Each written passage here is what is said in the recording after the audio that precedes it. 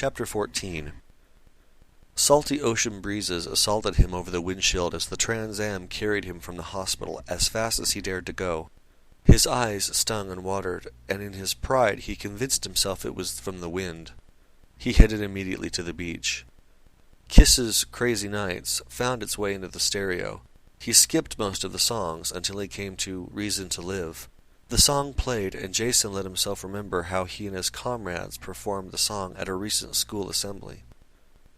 The crowd's applause couldn't even attempt to drown out the beginning of the song as the drum beat blasted from the speakers. The lights came up. The crowd roared while Mark stood behind the lead microphone with a guitar in front of him. To his left stood Donnie, their stand-in bassist, with his black shades on and his semi-long hair ratted heavy metal style. He began to play the bass guitar in his hands. On Mark's right, Jason stood with a microphone before him and a black lead guitar strung across his back. Kip was out in the mid-center stage on the keyboards, and Griggs sat at the drums. Mark sang lead and played along with Donnie, who also sang backup with Jason. When the time came for the guitar solo, Jason pulled the guitar off his back and walked to the front right-hand corner of the stage. Having previously found a very good-looking girl sitting in the front row, he played the solo to her and then walked back to his place. The song continued, with Jason pitched in with his guitar on occasion. Grig was in the back, jamming on the drums. Good old Stupid at the keyboard, his fingers cruising across the keys. Donnie and Mark stood in the front of the stage, playing to their heart's content. When the song closed, the band bowed their heads as the lights went out, and the audience of students went wild. The Trans Am coasted up the pier. Jason shut the car down, grabbed the disc and his mini-disc player, and went walking. He walked half the length of the pier, well out over the water. The silence of the night, accentuated by the lonely cry of the gulls and the surf hitting the sand, seemed to add to the ache in his soul. He slipped his copy of Starrider into the mini-disc player and leaned against the wooden railing. The song opened with panpipes, an organ, guitar, and cymbal flourishes. And as it continued, Jason envisioned the rebirth of dying galaxies, placing trust in the powers on high. The song was a concert mix, and when it ended he could tell why Mark loved it so much. It helped to comfort him a little. He looked out over the water, then at the bandana he had brought with him clenched in his fist. "It's not fair," he whispered. "It's not fair!" And the tears came again. "It's not fair!" He backed away from the railing, cocked his arm to throw the bandana, and began to rush forward toward the water. At the last second, out of the corner of his eye, he glimpsed the bright white streak of a shooting star. He slammed his fist down on the wooden railing, then slumped down to the deck and cried.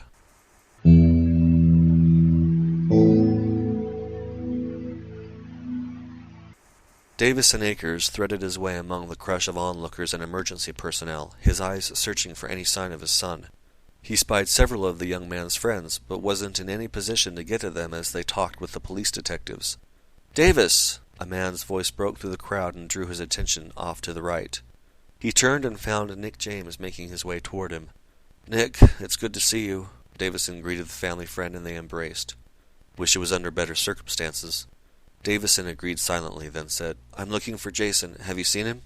Steering Davison away from the police cruiser squawking near them, Nick replied, "I talked with Chris Rose just a few minutes ago. He said that Jason took off after the ambulance as soon as it pulled away." "What?" "Don't worry," Nick tried to calm his friend. "I've got Alexander out looking for him right now. Plus I think the local boys in blue are going to put out an APB on the Trans Am if he doesn't show up soon." Sighing, Davison looked out at the mass of people moving throughout the area, across the lawns, ducking under the police tape that sectioned off that part of the school ground. "What happened here?" he finally asked. "All I got was a quick call from Martin telling me to come down here right away. I don't even see him here." With a nod, Nick said, "Come get some coffee and I'll fill you in. It's not good, you can be sure." The two men made their way over to one of the nearest available school doors. A small table had been set up and a young lady was filling coffee cups and setting them out for anyone who needed to pick me up. From the looks of things, it was going to be a long night. "Dr. Taylor," Nick called to the man in a rumpled suit standing next to the coffee table. "Davison, this is Dr. Taylor." Davison accepted the doctor's hand. "Davison Acres," he announced himself. "Emmett Taylor. I'm a specialist in teenage violence and drug abuse," Dr. Taylor explained as the three men moved off to the side to allow a couple of police officers access to the beverage table. "A specialist? I don't understand. What kind of trouble is Jason in, Nick?" Davison asked. "Relax, Davis. Jason's not being accused of anything. According to witnesses, Jason stumbled on a group of street punks while they were vandalizing the school, and they roughed him up a bit. But he seemed fine when he fled the scene. That's why the police want to talk to him, to corroborate his story with that of the witnesses. Davison sighed in relief. Thank goodness, he whispered. What you just heard was a pleasant version of what actually happened tonight. Dr. Taylor hesitated and thought his words out with care, then ventured on. Mr. Akers, there's something more that you need to know regarding your son's involvement in what happened tonight.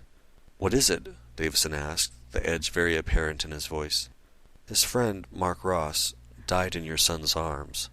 Bradley saw the shock on Davison's face. He glanced solemnly at Dr. Taylor.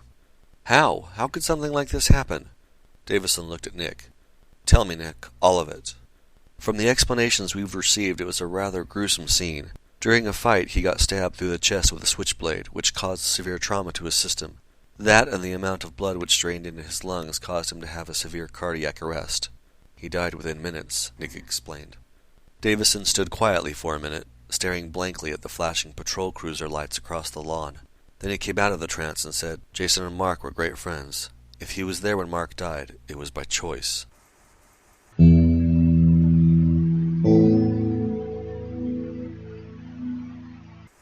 Jason didn't know exactly how much time passed before he climbed into the Trans Am.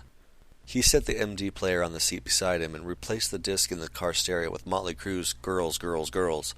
The screaming guitar intro to Wild Side blasted from the speakers with screaming guitars. Jason couldn't believe how much rage he felt inside.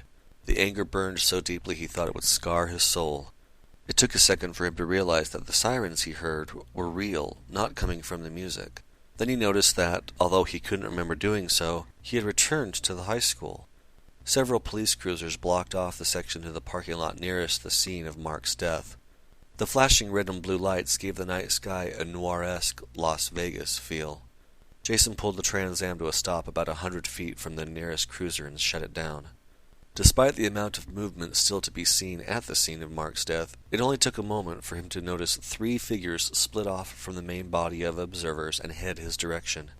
As they neared, the urge to burst out into tears so nearly overcame him that his eyes watered, and he couldn't resist throwing open the car door and lunging for his father's outstretched arms. "Jason, I'm so glad you're all right," Davison whispered into his son's hair, then took a minute to let Jason sob into his chest. As the youth's frame began to relax, he pushed him back and faced his son. "Are you all right?" "Mark's dead." Jason's eyes brimmed with tears again and his voice cracked. "I know," Davison comforted Jason. Nick added, "But you did all you could to help him. It wasn't your fault. Don't ever think that it was." Mr. Akers looked at Taylor, who nodded. "The police need to talk to him still, then he can go home." "Come on, son," Davison directed Jason, and the 4 of them turned back to the school.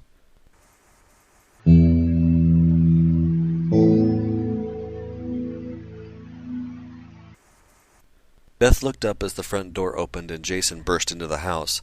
He didn't bother to shut the door. He just headed for the stairs. "I'm just trying to understand how the fight occurred, that's all," Davison called after Jason. "How would you know what it's like to have one of your best friends die in your arms?" Jason snapped back as he hurried up the stairs. "You wouldn't. You weren't there." Davison walked into the vaulted dining room and watched Jason walk to his bedroom door on the floor above. "I think we need to talk more about this." "I'm going to bed," Jason announced and stormed into his room. "Bad night?" Diamond asked brightly. "Shut up," Jason commanded and collapsed onto his waterbed. His hand immediately went to his side, where the ribs still ached. In fact, his whole body ached, but it wasn't until now that he noticed how much of him hurt, both inside and out. Diamond's face faded up onto the second monitor. He looked closely and quietly at Jason's prone body. "Are you going to be okay?" he finally asked. Jason didn't answer. A moment later, Diamond asked, "Jason?" "No, I'm not okay. I want to think," Jason answered. Diamond nodded. "Well, if you need to talk, I'm a great listener," he offered. "Thanks." Diamond shook his head as the screen slowly darkened. A moment later, there came a slight tapping on the bedroom door, and Beth's concerned face peeked into the room.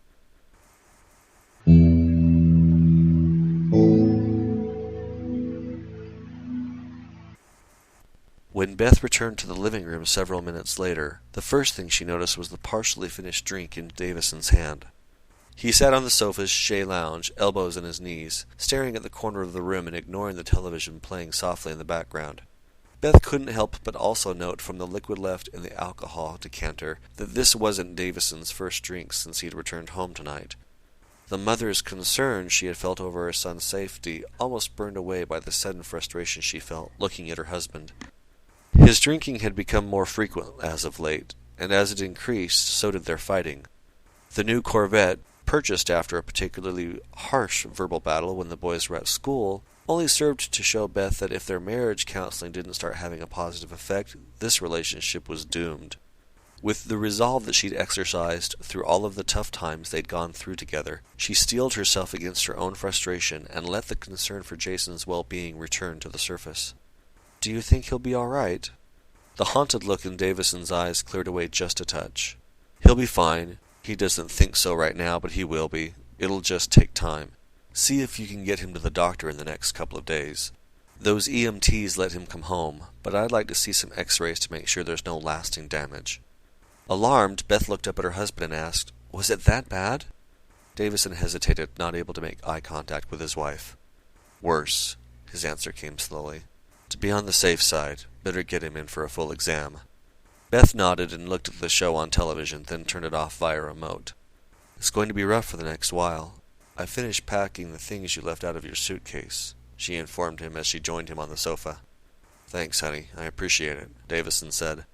He put his arm around her and kissed her on the forehead, then stood and walked over to the finely crafted oak liquor cabinet. "Do you have to leave for Indianapolis tomorrow? Can't you put it off for a few days? Jason needs you, right now especially." She watched Davison fix himself a stiff drink. It took conscious effort to keep her focus on the task at hand and not berate him for the amount of alcohol he was consuming. If this kept up all evening, Davidson would drink himself into a stupor and eventually fall asleep on the sofa or in the entertainment room, leaving the entire point unresolved. Davison shook his head. "Problems with big business have to be fixed right away. Without the acids that the supplier is supposed to get to us, we can't produce our quota of microchips. I can't put it off," he explained to her, capping the bottle and setting it back behind the tempered glass door. "It's just that Jason's going to need you here to talk to tell you things he can't tell me," Beth fretted. "You're his father." Davison punctuated her comment by slowly downing the amber liquid in one long pull. "You'll do okay. I'll be back in a week, and I'll call you before then," he said and set the empty glass on the coffee table. "You'll never know I was gone, I promise." Beth Akers sighed, shook her head, and leaned back into the soft sofa cushions to think.